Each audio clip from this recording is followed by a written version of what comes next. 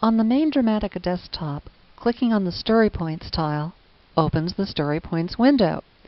Now, one of the first things you may notice is that there are currently two blank columns, the Item column and the Storytelling column. The reason these are blank is because this is a new Dramatica story file and we haven't entered any information yet. Ultimately, the Item column will contain structural information about your story form's story points, and the Storytelling column will contain the creative information you enter to illustrate each of those story points. Why am I showing this to you blank? Because this is the way it will appear to the inspirationist writer who wants to come here first to work on the creative concepts that excited them about the story in the first place, and then later find and refine the structure that grows out of those concepts. For the inspirationist writer, the Story Points window contains probably the most complete list of story points you've ever encountered, all of which are necessary for a complete story.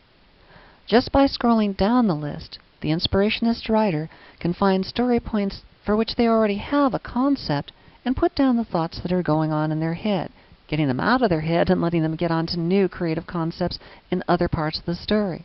For example, if you already had an idea about your story's goal, you could double-click in the Storytelling and it would open up a window in which you could type in information about your story's goal.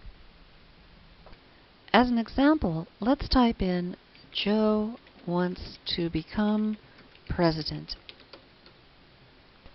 Now, when we close this window, the words we wrote appear here in the Storytelling column across from goal. And in fact, they appear throughout the software wherever goal is referred to. So the inspirationist writer can move up and down the list, filling in information about story points, and getting all those creative ideas out of their heads to make room for new creative ideas. And best of all, by comparing information externally for the first time, the inspirationist writer will have new creative thoughts about what might fill in other story points for which they previously hadn't got a clue. Then, after filling in as much information as possible in the entire list, the inspirationist writer can move on to the structural phase and base that structure on the creative material they've already developed.